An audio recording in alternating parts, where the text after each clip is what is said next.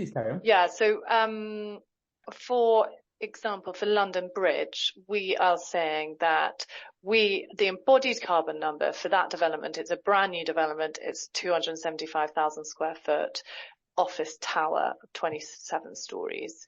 We are going to be targeting 600 kilograms per meter squared of carbon within that development.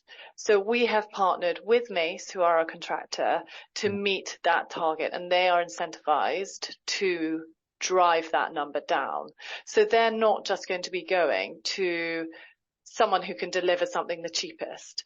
They need to be looking at what that material's carbon qualities are to then bring it to us and bring it into the building. And London Bridge, are you building a brand new tower? Is there an existing building that you're demolishing? No, yeah. So existing building demolished, which was the immigration office, and then building a brand new tower, opening up the side of the scheme. So the massing is on the eastern side, and then really beautiful gardens in front of the building. So we worked really closely with the planners in order to achieve that, and they actually, as a result, enabled us to put on 2 more stories because we've opened up some of that land to the community. Yeah. But then something like Shoreditch, which is the building that we're doing with Mitsui, is there's an existing building on there. It used to be the London Stock Exchange's kind of data center. There are 2 basements within that development that we are going to be keeping. So we're not going to have to drill down, and a lot of the carbon goes into the basement anyway, and piling and all of that. So we're now looking to achieve 500 kilograms per meter squared, kilograms of carbon per meter squared for that site. So so you've got your 600 for London Bridge, your 500 for Shoreditch, both of which are new builds essentially, although Shoreditch we're retaining the basement. And then on Shaftesbury Avenue, we're retaining the majority of the building and then adding on more. So we'll relook at what that number is again. But I think most developers are looking to be, particularly for a refurbished scheme, to look to be around 500-ish. Right. Some are a bit below, like One Exchange Square on just outside Broadgate. I think they're at 475. But you can find in the planning documents there's quite a lot on the embodied carbon number. And then the operational carbon target is actually where we're now talking to your EPCs. So what is your operational energy that is used within the scheme, and what is it that landlords can produce in terms of their load, and what is the additional tenant load, and combined, what is that producing? So we're always saying 55 kilowatt hours is what we're going to be, it's what is going to be the combined load, landlord and tenants. So 25, 30-ish, yeah. 25 for the landlord, 25, 30 for the tenant. And that then gets you to be Paris proof. Quite, the main criticism of EPC is it only looks at the potential kind of sustainability of a building rather than its actual use, but you're talking directly to how it's planning to be used. Yeah. Yeah. Yeah. And you have to work in partnership with that occupier to achieve that level. So our buildings are incredibly smart, and therefore they're moving, we're monitoring the whole time as to, what tenant will be using what, how, where. Yep. Sorry. And, sorry. And we'll then be able to monitor accordingly. So very much a partnership. So yes, we will get our EPCA, of course, but it's actually then working that through the lifetime of the building. Okay. So a tiny bit of background. So the idea of this is to work out what asset managers and landlords and commercial property owners plan to do with their non-compliant properties between now and 2030, and whether the government is implementing it in the right way. So I'm very conscious that you guys are the pinnacle, we could say, of sustainability. Yeah, but But I think a lot is to do with retrofitting, isn't it? Of course, yeah. But I guess the idea is if you, the question I ask absolutely everyone when I interview them is, which proportion of your buildings is EPC-B and above?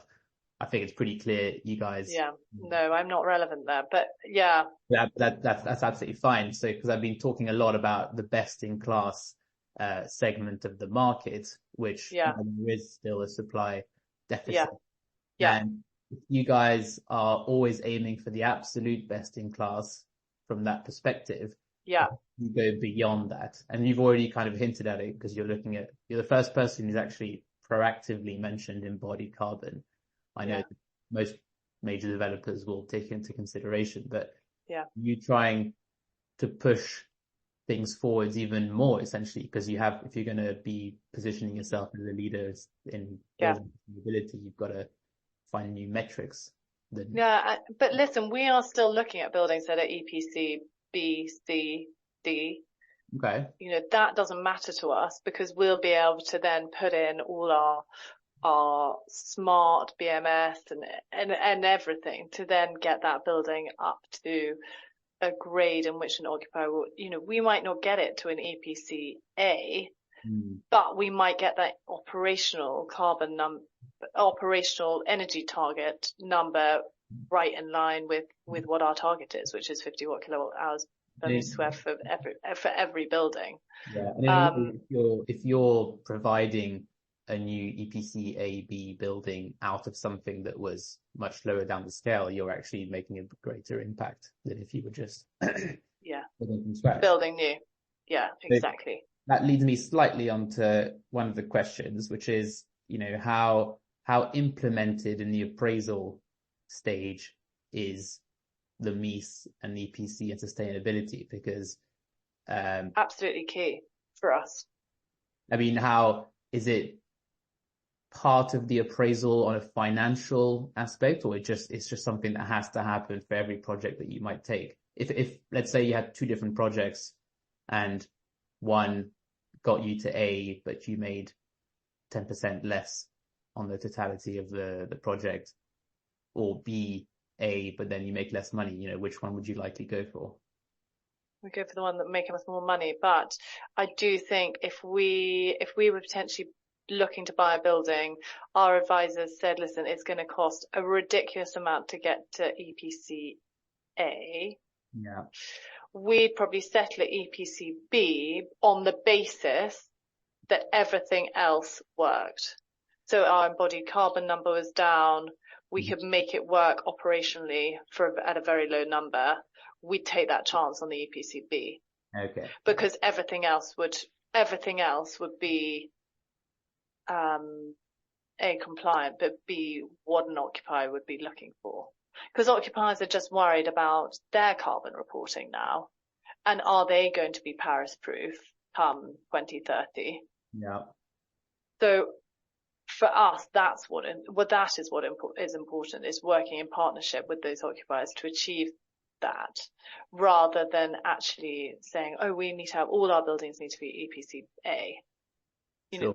They probably will end up being EPC A as a result of everything that we do, but that is not probably at the forefront of what we're thinking. We're just thinking we're more focused on the operation and the embodied, which then leads to. Yeah. Does that make sense? I don't think I'm answering your questions that cleverly. No, sorry. Well, any data is data, regardless of how the quality. Yeah,